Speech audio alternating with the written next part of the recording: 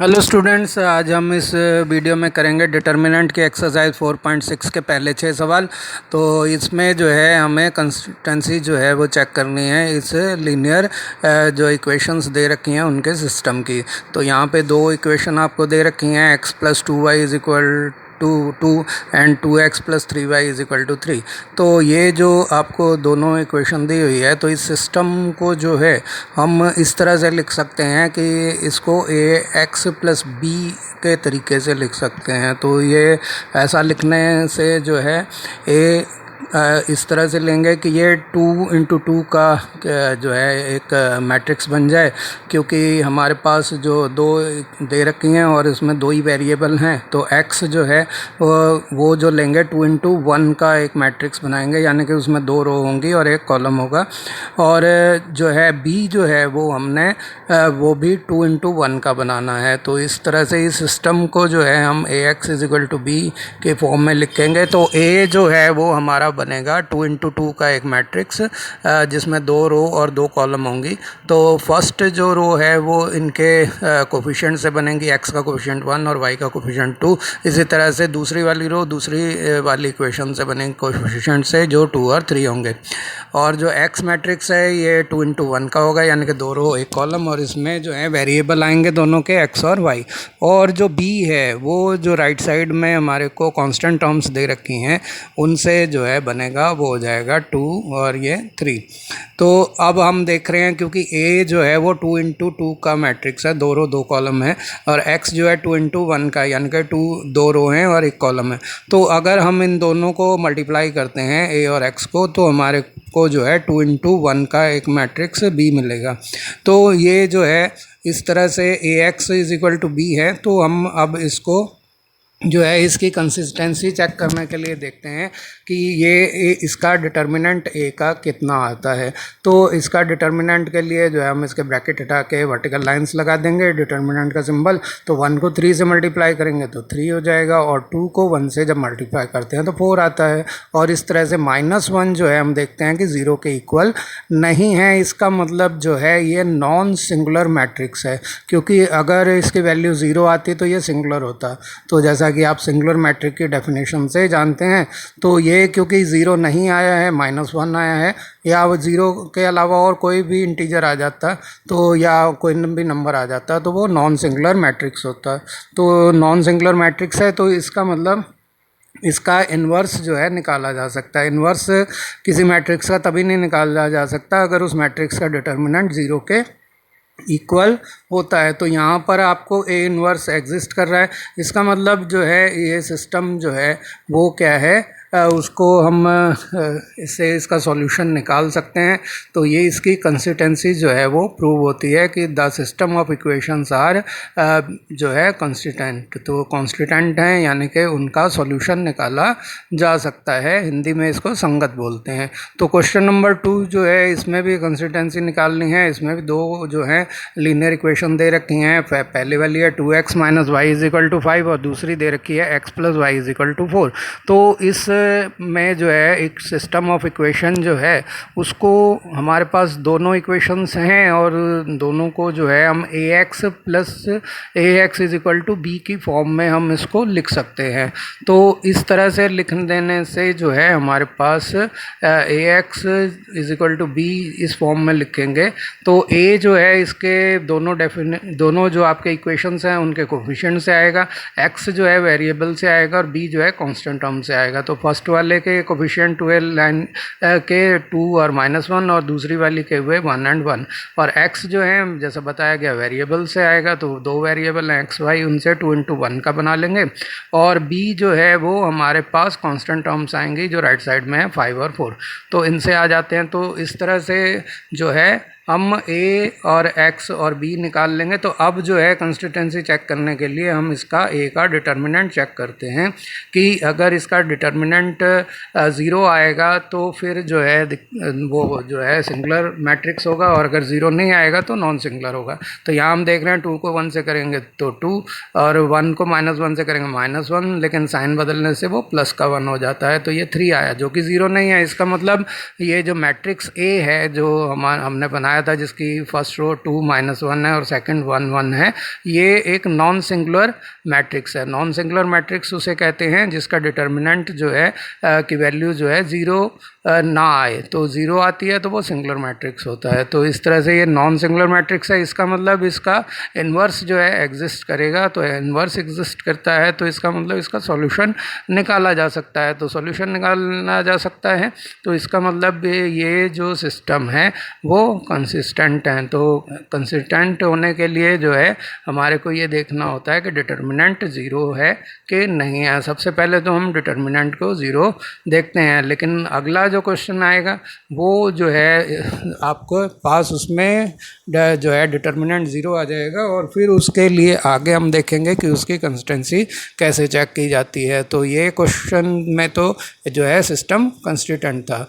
अब ये इस क्वेश्चन को देखते हैं तो यहाँ देखिए आपके पास फर्स्ट इक्वेशन जो है वो x + 3y = 5 है और दूसरी वाली 2x + 6y = 8 है। तो ये जो दो लीनियर इक्वेशंस का सिस्टम है, इस सिस्टम को जो है आप उसी तरह से पहले जैसे क्वेश्चंस में बताया गया ax = b की फॉर्म में लिख देते हैं। तो a जो है वो आएगा दोनों इक्वेशंस के लीनियर इक्वेशंस में x और y के कोफिशिएंट से, और x जो है वेरिएबल से आएगा, वेरिएबल दो ही हैं x और y, और जो वो b है वो जो है कांस्टेंट टर्म्स 5 और 8 से आता है। इस तरह से a जो है यहाँ पर है 1 और 3, तो 1 और 3 आ गया फर्स्ट वाले के कोफिशिएंट हो गए, और 2 और 6 जो है वो सेकंड वाले से आता है। तो x जो है दोनों वेरिएबल हैं, यहाँ दो ही वेरिएबल हैं x एंड y, तो ये 2 × 1 बनाना है इसको। और जो b है वो जो है राइट साइड में जो कांस्टेंट टर्म्स हैं 5 और 8, उनसे 2 × 1 का एक मैट्रिक्स हमारे को बनाना है। तो ऐसा इसलिए है क्योंकि a 2 × 2 का है और x जो है 2 × 1 का है, तो 2 × 2 को 2 × 1 से मल्टीप्लाई करते हैं तो 2 × 1 का ही एक मैट्रिक्स आता है। अब इसका डिटर्मिनेंट चेक करते हैं, तो आप देख रहे हैं कि 1 को 6 से मल्टीप्लाई करेंगे तो 6 आएगा, और 2 को 3 से करेंगे तो 6, साइन बदलेंगे -6, तो ये 0 के इक्वल आ गया। इसका मतलब ये हुआ कि a, क्योंकि a का डिटर्मिनेंट जो है 0 आया है, तो ये एक सिंगुलर मैट्रिक्स है, और सिंगुलर मैट्रिक्स आ जाने की वजह से इसका जो इन्वर्स है वो एग्जिस्ट नहीं करता है। तो इन्वर्स एग्जिस्ट नहीं करता है तो फिर जो है हमारे पास इसकी कंसिस्टेंसी चेक करने का एक तरीका ये होता है कि हम जो है इसका एडजॉइन a इंटू में b निकाल के देखते हैं कि वो 0 के इक्वल आ रहा है कि नहीं आ रहा है। तो अब हम जो है एडजॉइन a निकालेंगे, तो एडजॉइन a निकालने के लिए जो है हमारे को a का जो है एडजॉइन निकालना है मैट्रिक्स a का। तो उसके लिए क्योंकि ये 2 × 2 का है, इसका तो बड़ा सिंपल है कि 6 और 1 को इंटरचेंज कर दो डायगोनल में, तो 1 की जगह 6, 6 की जगह 1, और 3 और 2 के साइन बदल दो। जगह नहीं बदलनी है, सिर्फ साइन बदलना है, और 1 और 6 के जगह बदलनी है। तो ये एडजॉइन a आ गया हमारे पास। अब एडजॉइन a को b से मल्टीप्लाई कर देते हैं, तो b से मल्टीप्लाई कर देने से ये जो है एडजॉइन जो है उसको हमने लिखा मैट्रिक्स को, एडजॉइन a वाले को, और यहाँ पे b लिखा जो 2 × 1 का है 5 × 8, इसके 5 और 8 जो है इसके एलिमेंट्स हैं। तो इसको मल्टीप्लाई करेंगे तो first row first column multiply होगा, तो 6 को 5 से करेंगे 30, और 3 को 8 से करेंगे तो 24, तो क्योंकि माइनस का साइन है माइनस के 24 हो गए। अब जो है यहाँ a21 निकालना है, तो सेकंड रो फर्स्ट कॉलम को मल्टीप्लाई करेंगे, -2 को 5 से किया -10, और 1 को 8 से किया +8, तो 30 में से 24 गए 6, और -10 + 8 -2 हो गए। अब हम देख रहे हैं ये 0 मैट्रिक्स नहीं है, तो ये जो है नल जो मैट्रिक्स नहीं है, इसमें 0 नहीं आ रहे हैं एलिमेंट, तो ये 0 मैट्रिक्स नहीं है। इसीलिए जो है एडजॉइन ए 0 मैट्रिक्स नहीं होने की वजह से जो है इसमें नो सॉल्यूशन आएगा, क्योंकि यहाँ अगर ये 0 होता तो इसका सॉल्यूशन हो सकता था, लेकिन यहाँ पर ये जो है नो सॉल्यूशन आएगा। तो इसका मतलब ये जो सिस्टम है वो जो है नॉन जो है कंसिस्टेंट है, तो इसका कंसिस्टेंसी नहीं है। तो इनकंसिस्टेंस जो है ये सिस्टम है और इसका जो है सॉल्यूशन नहीं निकाला जा सकता। जैसे हमने 10th क्लास में भी देखा था कि a1 अपॉन में b1, a2 अपॉन में b2 और c1 अपॉन में c2 अगर इक्वल होते हैं तो सिस्टम जो होता है वो नॉन कंसिस्टेंट होता है। तो यहाँ पर भी आप देखिए 1 अपॉन में 2, 3 अपॉन में 6 भी 1 अपॉन में 2 आ रहा है, लेकिन 5 अपॉन में 8 जो है वो इक्वल नहीं है, तो A1 अपॉन में A2 तो B1 अपॉन में B2 के इक्वल है, लेकिन C1 अपॉन में C2 इक्वल नहीं है। तो यहाँ पर देखिए आप क्वेश्चन नंबर 4 में है कि examine the consistency of the system of equation. तो यहाँ पर भी वही निकालना है आपको। तीन यहाँ पे लीनियर इक्वेशन दे रखी हैं और तीन ही वेरिएबल हैं, यानी कि जो अब आपके मैट्रिक्स बनेंगे वो जो हैं आपके 3×3 के मैट्रिक्स बनेंगे। 3×3 का इसलिए बनेगा क्योंकि जो है आपके पास 3 रोज़ हैं और उसमें हर रो जो है लेफ़्ट साइड में 3-3 एलिमेंट हैं, एक्स के, वाई के और जेड के कोफिशिएंट लेने हैं, तो 3 रो 3 कॉलम बनेंगे। अगर कोई एक्स वाई जेड में से अगर कोई एब्सेंट है तो इसका मतलब उसका कोफिशिएंट 0 लेना होता है। बी वही राइट साइड वाले कांस्टेंट टर्म से ही बनेगा और एक्स जो है जैसा पहले क्वेश्चंस में किया था उसी हिसाब से वेरिएबल से बनेगा। तो ए जो है फर्स्ट रो जो है फर्स्ट वाली जो है इक्वेशन उसके कोफिशिएंट से बनेगा जो सारे 1 हैं, और दूसरे वाली रो दूसरे के कोफिशिएंट से बनेगी 2, 3 और 2, और तीसरे वाली रो जो है तीसरे वाली से बनेगी ए एंड 2a। तो इस तरह से ये आपके पास ए आ गया, 3×3 का मैट्रिक्स आ गया। अब आपको जो है एक्स जो लेना है वो इसके कोफिशिएंट वो जो है वेरिएबल से लेना है जो कि एक्स वाई जेड है, इसको 3×1 की तरह लिखना है। और बी जो है ये भी 3×1 का आएगा और ये जो है हमारे जो कांस्टेंट टर्म्स हैं राइट साइड में उनसे बनेगा। तो इस तरह से इसको करेंगे।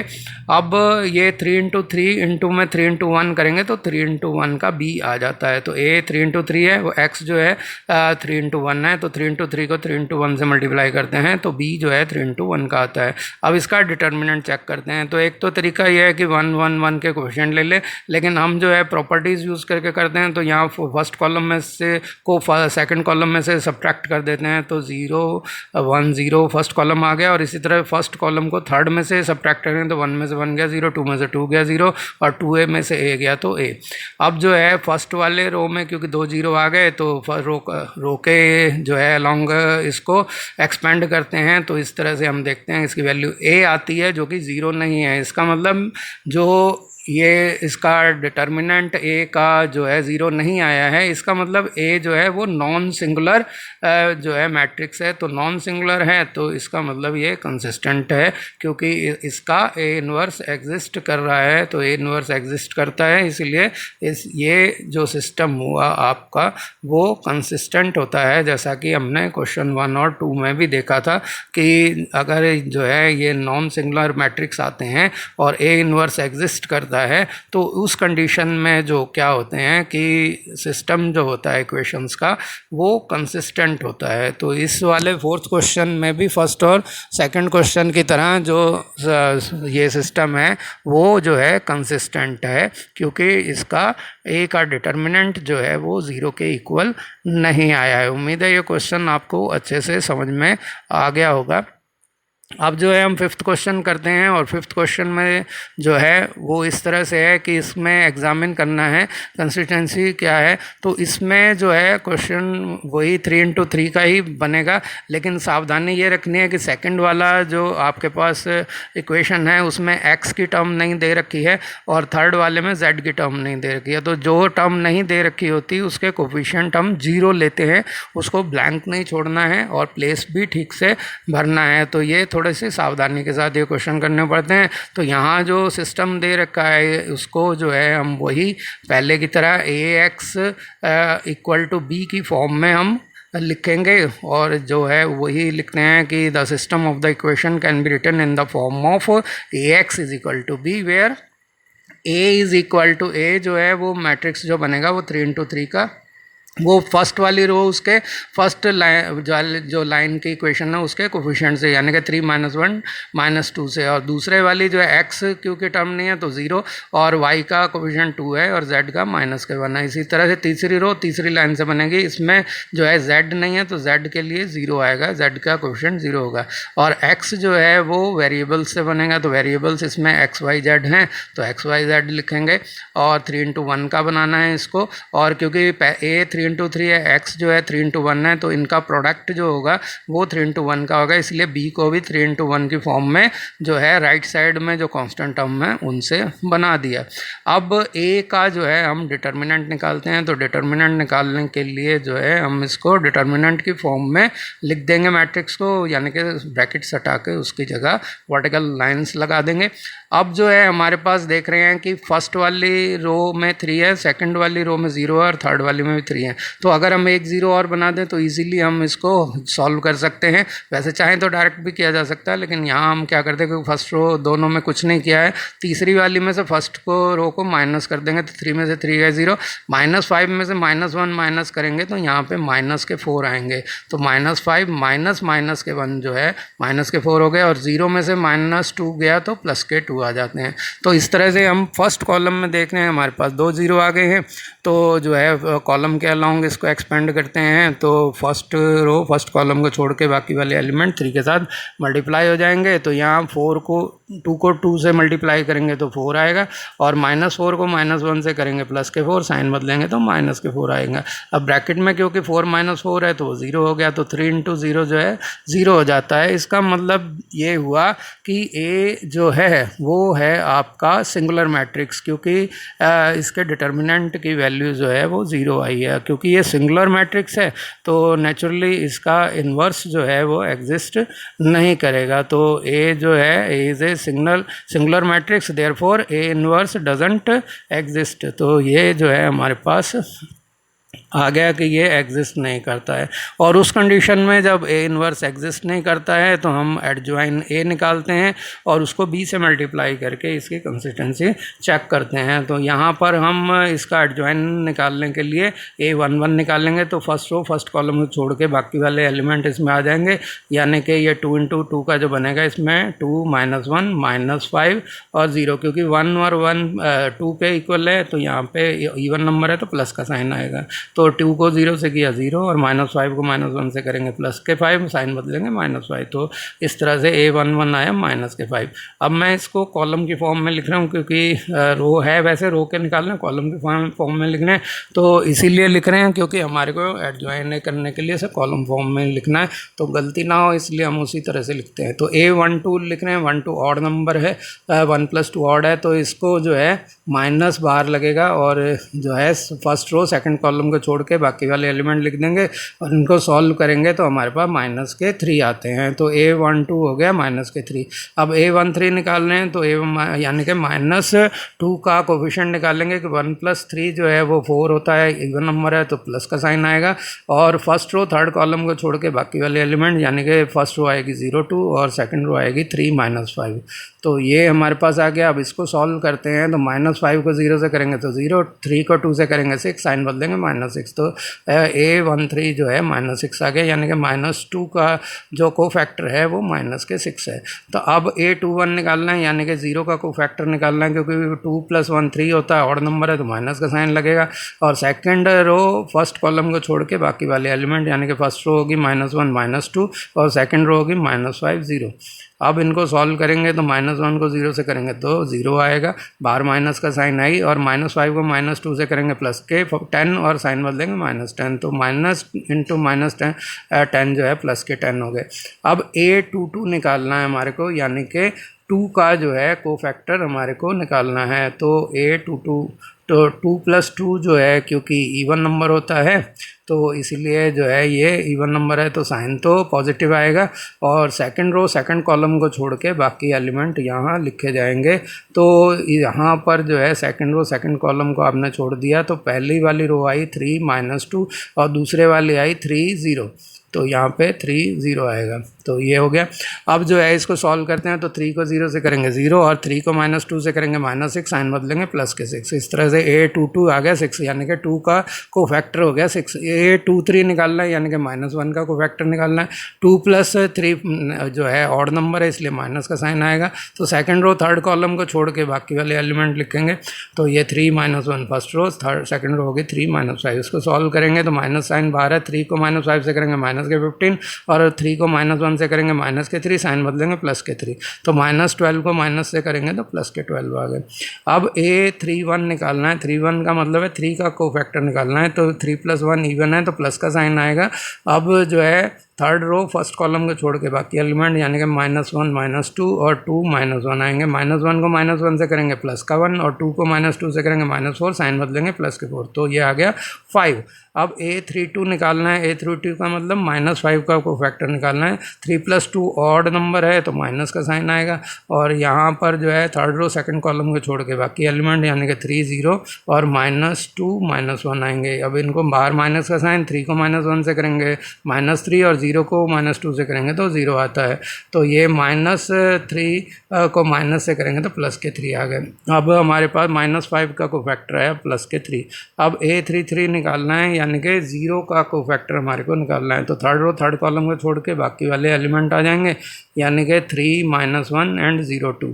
3 3 जो है क्योंकि इवन नंबर है साइन प्लस का आएगा, तो 3 को 2 से किया तो 6, 0 को -1 से किया 0, तो A33 यानी कि 0 का कोफैक्टर 6 आ गया। अब एडजॉइन A जो है वो आएगा, पहली जो है रो आएगी वो उसमें A जो है फर्स्ट कॉलम में आएगा A11 A12 A13 यानी कि रो वाले एलिमेंट कॉलम में आ जाएंगे। वो जो होगा आपके -5 -3 -6 हो गए, और फिर जो है सेकंड कॉलम जो बनेगा वो A21 A22 A23 से बनेगा यानी कि 10 6 और 12 से। इसी तरह से थर्ड कॉलम जो है वो जो बनेगा A31 A32 और A33 से यानी कि 5 3 और 6 से। तो ये एडजॉइन A आ गया हमारे पास, यानी कि कॉलम से में वो लिखने हैं जो रो से निकाले गए हैं, तो ताकि ट्रांसपोज ना करना पड़े। अगर आप सीधा लिख देंगे तो ट्रांसपोज नहीं करना पड़ेगा। अब एडजॉइन A को B से मल्टीप्लाई करते हैं, तो पहले एडजॉइन A को लिखते हैं और फिर जो कि 3 × 3 का है और B जो है वो 3 × 1 का है, तो इनको मल्टीप्लाई करेंगे तो 3 × 1 का ही एक मैट्रिक्स हमारे पास आता है। तो B जो है वो हमारा है 2 -1 3, तो इससे जो है हम इसको सॉल्व करेंगे तो -5 को 2 से करते हैं तो हमारे पास जो है ये यहाँ पे मैं समझा रहा हूँ 3 × 3 को 3 × 1 वाले मैट्रिक्स से करेंगे तो 3 और 3 बीच वाले कॉमन का तो है तो 3 × 1 का आएगा। तो हमारे पास ये जो है सॉल्व करते हैं तो फर्स्ट रो को फर्स्ट कॉलम से मल्टीप्लाई करेंगे, -5 को 2 से करेंगे -10 और 10 को -1 से करेंगे -10 और 5 को 3 से करेंगे +15 हो गए। तो -10 प्लस के 15 और A21 कैसे निकलेगा कि सेकंड रो को फर्स्ट कॉलम से करेंगे, -3 को 2 से किया -6, 6 को -1 से किया -6 और 3 को 3 से किया प्लस के 9।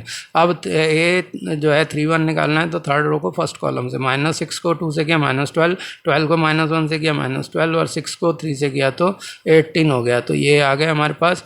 तो अब जो है हम इसको सॉल्व करते हैं तो -20 प्लस के 15 जो है -5 हो गए, तो ये यहाँ पर आएगा -5 और ये -12 और प्लस के 9 -3 हो जाते हैं तो -3 आएगा, और यहाँ पे -24 प्लस के 18 जो है वो -6 हो जाते हैं। तो ये हम देख रहे हैं कि 3 × 1 का एक मैट्रिक्स आया जो कि 0 के इक्वल नहीं है, तो 0 मैट्रिक्स नहीं है तो ये जो है एडजॉइन A × B 0 के इक्वल नहीं आया है। इसका मतलब ये हुआ कि यहाँ पर जो है 0 नहीं आने का मतलब इसका नो सॉल्यूशन होगा। अगर ये 0 होता तो इसका सॉल्यूशन हो सकता था। तो इस तरह से यहाँ पे जो है क्योंकि नो सॉल्यूशन आया इसलिए ये जो है सिस्टम हमारे को जो दे रखा है तीनों इक्वेशंस का, लीनियर इक्वेशन का, ये जो है सिस्टम वो कंसिस्टेंट नहीं है क्योंकि इसका सॉल्यूशन निकालना पॉसिबल नहीं है। तो इस तरह से ये जो है हमारे समझ में आ गया कि ये जो सिस्टम है ये कंसिस्टेंट नहीं है। तो ये क्वेश्चन 5वां क्वेश्चन भी आपको समझ में आ गया होगा कि अगर A का डिटर्मिनेंट 0 हो जाए यानी कि वो जो है सिंगुलर मैट्रिक्स हो जाए तो एडजॉइन A × B देखते हैं। अगर वो 0 के इक्वल नहीं आता है तो वो जो है सिस्टम जो है वो जो है इनकंसिस्टेंट होगा क्योंकि उसका सॉल्यूशन नहीं निकाला जा सकता है। अब लास्ट क्वेश्चन इस वीडियो का करते हैं। इसमें भी जो है 3 हमारे को इक्वेशन दे रखी हैं लीनियर, और इसका को भी जो है सिस्टम को हम पहले की तरह जो है 3×3 के मैट्रिक्स ए और जो है 3×1 के मैट्रिक्स एक्स और 3×1 के मैट्रिक्स बी की फॉर्म में लिख सकते हैं। तो इस पूरे सिस्टम को जो है हम ए एक्स इक्वल टू बी की फॉर्म में, जैसा हमने पहले कहा वही इसकी सेम कॉमन लाइन है, वही लिखनी है सारे क्वेश्चंस में। इसकी कंसिस्टेंसी चेक करते हुए कि पहले देखना है कि इसका सॉल्यूशन हो सकता है। अगर क्वेश्चन सॉल्यूशन वाला भी होगा, इन्वर्स निकालने वाला भी होगा, तो पहले कंसिस्टेंसी चेक करेंगे तो उसके बाद ही इसको करेंगे, यानी कि डिटर्मिनेंट पहले निकाल के देखते हैं। अब जो है ए हमारे पास है, उसके लिए फर्स्ट वाली के कोफिशिएंट लिख दिए, सेकंड वाली रो में सेकंड के लाइन के कोफिशिएंट लिख दिए और थर्ड वाली में थर्ड के लिख दिए। और जो है बी जो है वो तीनों जो है वेरिएबल से आए, यानी कि एक्स वाई जेड हो गए। और तो वो जो है एक्स वाई जेड से आएगा और बी जो है राइट साइड में जो कांस्टेंट टर्म्स दे रखी हैं उनसे आएगा 5 2 -1 से। तो यहाँ पे एक्स वाई जेड से है और बी जो है राइट साइड के कांस्टेंट टर्म से आया 5 2 -1। अब ए का डिटर्मिनेंट चेक करते हैं क्या आता है, तो उसको डिटर्मिनेंट की फॉर्म में लिख देते हैं। तो डिटर्मिनेंट की फॉर्म में लिख देने के लिए इस तरह से जब हमने लिख दिया, तो अब हम जो है इसको सॉल्व करने के लिए एक सिंपल तरीका ये अपनाते हैं कि सेकंड वाले कॉलम में 2 0 बना दें, जो सबसे इजी तरीका है। तो उसके लिए हम क्या करेंगे कि फर्स्ट वाले रो को तो एज इट इज़ लिख देते हैं और सेकंड वाली रो में फर्स्ट रो का ट्रिपल जो है 3 गुना जो है ऐड कर देंगे। तो 15 का हमको 2 में ऐड किया 17 आ गया 17, और -3 को 3 में किया तो 0, और 12 को 5 में ऐड किया तो 17 आ गया। अब इसमें क्या करना है, फर्स्ट रो को डबल करके थर्ड रो में से सब्ट्रैक्ट कर देना है। तो ये 10 को 5 में से करेंगे तो -5 आएगा, -2 को -2 में से करेंगे तो 0 आ जाएगा, और 8 को 6 में से करेंगे तो -2 आता है। तो अब जो है फर्स्ट कॉलम के अलॉन्ग इसको एक्सपेंड करते हैं, तो माइनस का 1 तो जो है मल्टीप्लाई होगा, और फर्स्ट रो सेकंड कॉलम को छोड़ के बाकी वाले एलिमेंट इधर आ जाएंगे। 17 फर्स्ट रो में और -5 -2 सेकंड रो में। अब -1 को माइनस का माइनस क्या हो जाएगा, प्लस का 1, और तो ये प्लस का 1 आ गया। और 17 जो है आप कॉमन निकाल सकते हैं फर्स्ट रो में से, तो ये हमारे पास आ गया 1 1, और -5 -2 आप डायरेक्ट भी कर सकते हैं, मैं सिर्फ सिंपल बनाने के लिए आपको लिए कर रहा हूँ। तो ये 17 हो गया, -2 को 1 से करेंगे -2, और -5 को 1 से करेंगे -5, साइन बदलेंगे प्लस के 5, तो ये हो गया प्लस के 3। 17 से मल्टीप्लाई करेंगे 51, जो कि 0 के इक्वल नहीं है। इसका मतलब क्या है कि ए जो है वो नॉन सिंगुलर मैट्रिक्स है। तो नॉन सिंगुलर मैट्रिक्स है क्योंकि इसकी वैल्यू 0 के इक्वल नहीं है। अगर 0 के इक्वल होती तो सिंगुलर मैट्रिक्स होता, क्योंकि ये नॉन सिंगुलर है। तो नॉन सिंगुलर होने का मतलब है कि ए इन्वर्स जो है वो एग्जिस्ट कर रहा है, और ए इन्वर्स का एग्जिस्ट करने का मतलब इसका सॉल्यूशन निकाला जा सकता है। तो सॉल्यूशन पॉसिबल है, इसीलिए ये जो है सिस्टम ऑफ इक्वेशन जो है वो कंसिस्टेंट है। तो इसका जो है कंसिस्टेंसी चेक हो गई हमारे पास डिटर्मिनेंट से।